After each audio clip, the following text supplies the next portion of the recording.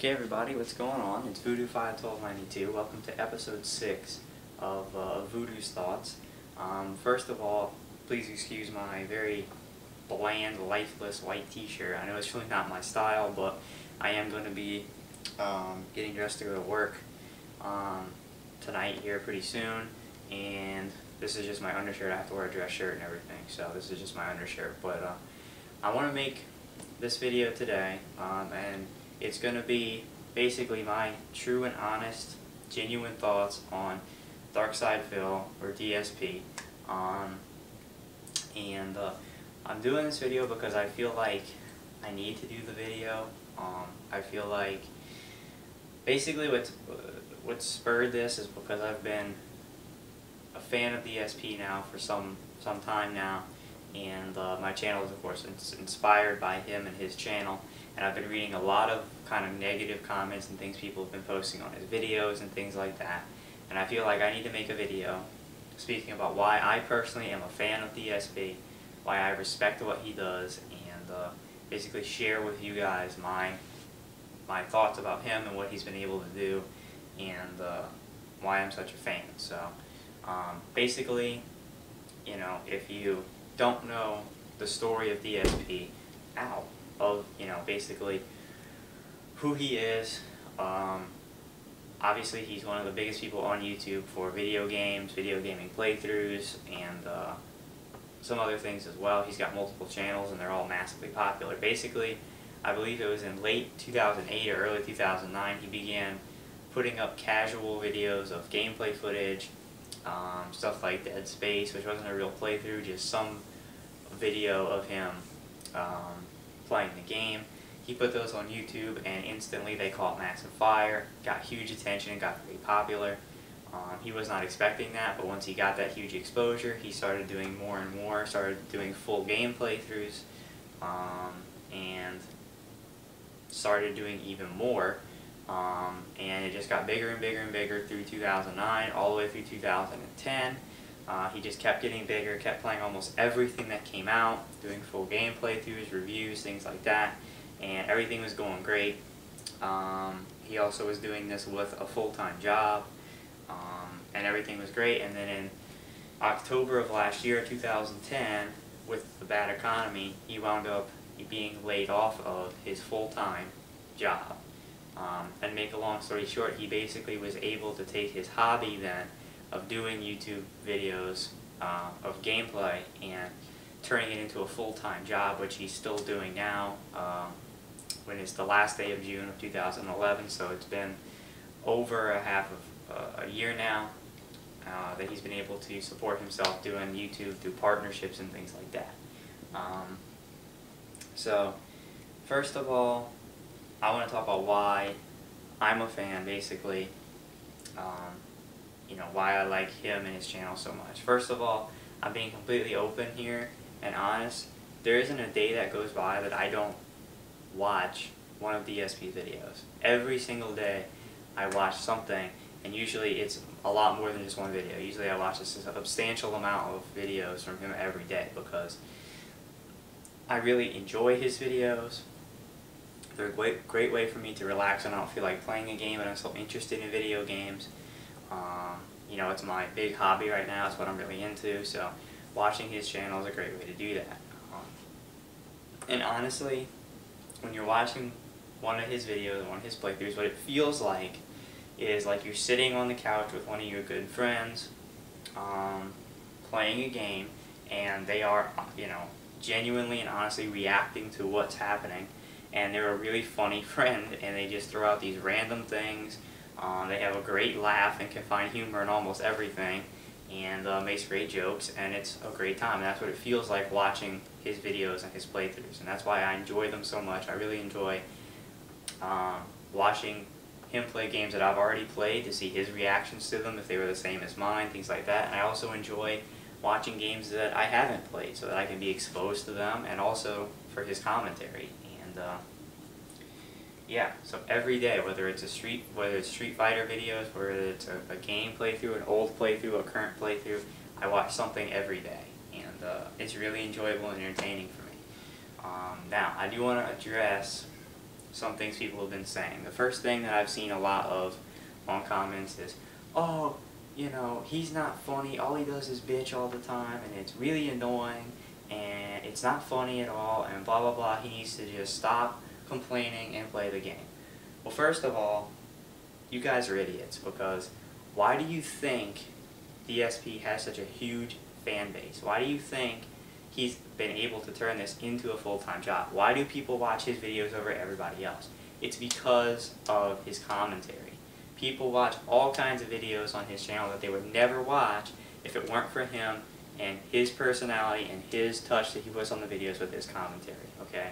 As far as complaining and all that stuff, DSP does what every kind of hardcore gamer does, and that is bitch and rage at video games.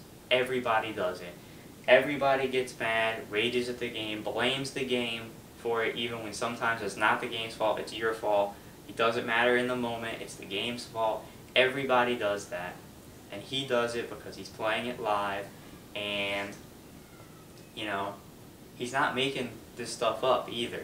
I completely believe, you know, that there's lag on things like Super Street Fighter, and if you're playing a game like that online and, you know, you have to have split-second reactions, split-second timing, and you can't do it because there's delay in the input, especially if you're DSP and you're a tournament-level Street Fighter player and you've played on stage at EVO, you're probably going to get pissed off when you can't win and letting amateur people beat you online because there's delay and you can't play it like you would in a tournament mode.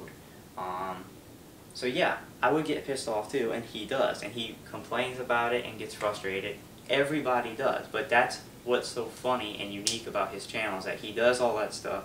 He's an average gamer like everybody else. He does all that stuff. All these people who are commenting on his stuff, like Black Ops multiplayer and Street Fighter and all that, saying, oh, he needs to stop complaining and bitching, you know, I don't do that, blah blah blah. You're full of crap. Everybody does. Every hardcore gamer gets pissed off and complains. That's just the way it is. Everybody gets frustrated, and you're just making an ass of yourself if you go on there and say that you don't, because you're lying. Everyone does, and when he does it, it's hilarious. People, you know, some of his most popular playthroughs are some of the worst games out there. For instance, I'll give you a personal example, Conduit 2. I sat there and watched the entire playthrough of Conduit 2 on DSP Gaming. Now, Conduit 2, I watched the whole game, looked like a piece of shit, and I would never sit there and actually watch that game being played with no commentary or anything. I'd rather beat my head on the wall for an hour and a half. But with DSP, the reason I watched that whole playthrough is because it was so funny, because he got mad at the game, frustrated because it was a bad game, started raging at it, and it was just, the whole playthrough was hilarious because he was complaining about it and it was funny. And that's why people love his channel so much. Everybody who keeps saying, oh, all he does is bitch and complain and whine, everyone does it, and he's funny when he does it, and that's why people like him so much, because we really like his personality and his jokes are funny. And when he's angry, it's funny. So that's one thing that I want to address, okay?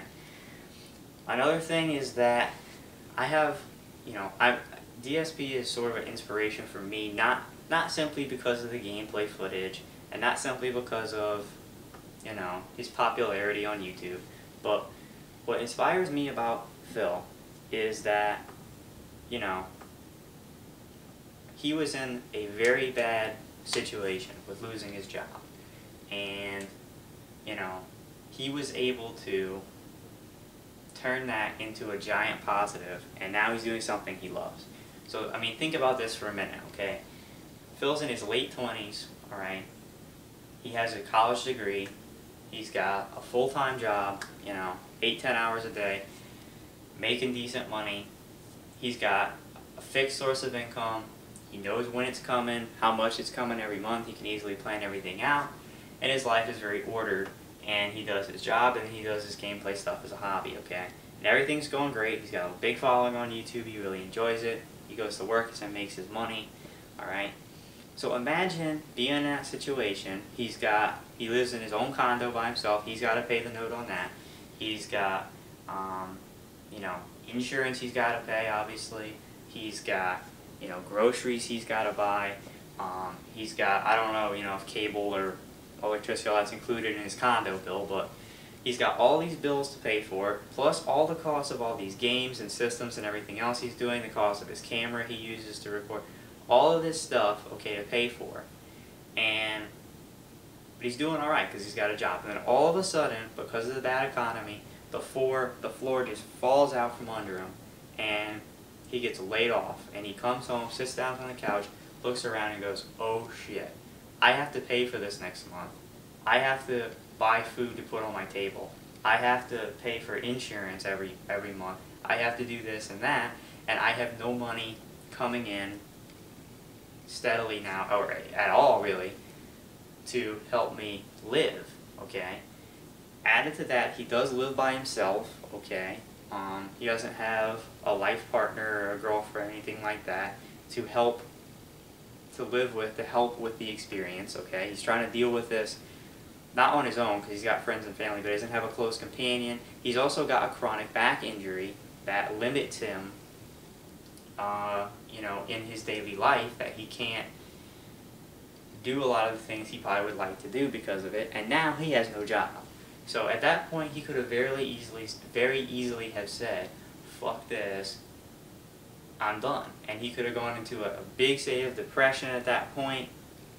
He could have let the channel slide and fade away and really, you know, been in a bad slump and maybe would have had to move back in and live with his parents. But instead of doing that, he came home, and from day one, from the very first video he made after he got laid off, he said from day one that he was going to stay positive, that this wasn't going to get him down.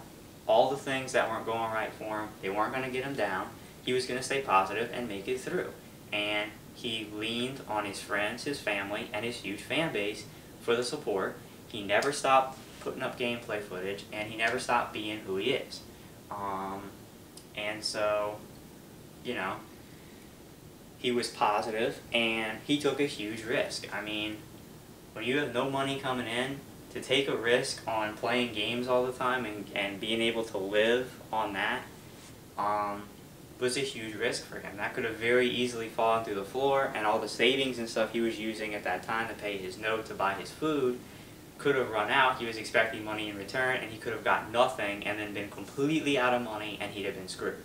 But he took a big risk to do something he loved doing, and it paid off. And now he's able to do this stuff full-time, what he loves doing, and he gets paid now and can support himself. And for me, that's extremely inspirational, to be in that position, you know, but instead of giving up, instead of putting his tail between his legs and, you know, running off, he stood up, looked at it in the face, did something positive, and it came out all right. And, you know, so based on that, I want to talk about another thing, and that's all these people saying, oh, Phil's just a lazy ass, he doesn't go out and get a real job, he just sits at home all day and plays games, and doesn't really work hard, and blah, blah, blah. Let me tell you something. He probably puts, well, he does, I would say, put more hours into what he's doing now than a lot of people do just with regular 9-to-5 jobs, because you go to work from 9 to 5, you have the rest of the evening off, and you get weekends off for the majority. Phil does this every single day, 7 days a week, for, again, the same amount of time, 6 to 8 hours a day, sometimes a lot longer depending on what he's doing. He doesn't wake up late, he wakes up early in the morning so he can get to the stuff that he needs to do. He puts a lot of time in. He works extremely hard, and he drops a lot of money, you know, on games, systems. I can't even fathom how much money he drops on a weekly basis for new games and things like that. And just like any other job, I'm sure there's been plenty of times when Phil has said, I'm really tired of doing this, when he's in the middle of a really bad game like Conduit 2 or Kane and Lynch 2 or whatever, and just saying, screw it, I don't want to play this game anymore. It's awful, I'm bored out of my mind, I don't want to do it. But, just like everybody else, he gets up, he grinds through the game, through his day, he's happy about it and funny for the commentary, even if he's in a bad mood, and he gets through it and does his work. And that's something to respect. You know, and he's not lazy, he works hard. Again, he can't do a lot of physical things because of his back injury, but he works a lot harder than anybody, well, than a lot of people want to give him credit for. And like I said, just because he plays games doesn't mean that he doesn't work hard at it, and doesn't mean he doesn't get tired of it, and doesn't want to do it anymore, but he does it anyway because he does it for fans, and he does it so that, you know, he can survive. And he does things like the whole LA Noire playthrough. He didn't get paid a cent for that, okay, because it was on his Red Dead DSP channel. But he did it anyway, even though he didn't get paid a dime, even though it was a really long game, because he did it for the fans. All the fans wanted to see him do that game, so he did it anyway. When he could have been playing a lot of other stuff and making money, he did what the fans wanted him to do and played that without making money, so that the fans would be happy. He takes time out to do fan appreciation. As you'll see on my channel, I had an opportunity to play with DSP and fan appreciation on Dead Space 2, and I've got those videos up now on my channel. Much appreciated. He takes time out to do things like that for the fans, and he really works hard to do what he does, and it's much appreciated. So, yeah, and he inspired my channel because I really liked what he did. I liked how open and honest he was about everything. He's never changed who he is. He's never backed down or been anyone but himself, no matter what people tell him. He does what he wants to do, and he has success doing it. He has fun with what he's doing, and he doesn't sell out, and he's just real about everything, and he is who he is. And I really like that and tried to emulate that here on my channel. And yeah, people have commented me and said, oh, well, you've picked up, you say all the same stuff, and that DSP says, and you're a mini DSP and all this other stuff. Well, I'm not intentionally trying to copy anything he says or anything like that, but as I've told you, I watch so much of his stuff that, yeah, I've picked up some of those phrases and say them in my games, sometimes not even consciously, just because I watch so many of his videos. I think his sayings are funny, like instant death. I say that all the time now, even though that's not like a really hard thing to get to. If you die instantly, you die immediately, instant death. There's probably millions of people who've never seen a DSP video and still say instant death, but whatever. My laugh is my own. By the way, people have accused me of copying his laugh. My laugh is my own laugh. I couldn't copy DSP's laugh if I tried. No one can.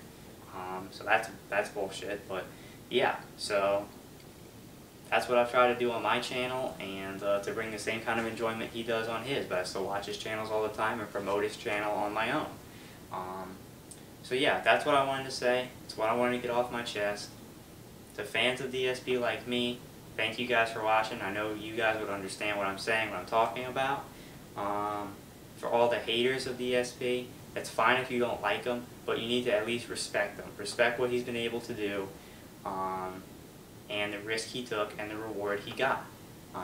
It was deserved and it's well earned. So you may not like him, but you can respect him. And there's no need to leave hateful comments all over his videos because you're jealous or for whatever reasons. And finally, for DSP himself, if you ever happen to run across this video and see it, thank you for what you do. I really appreciate it.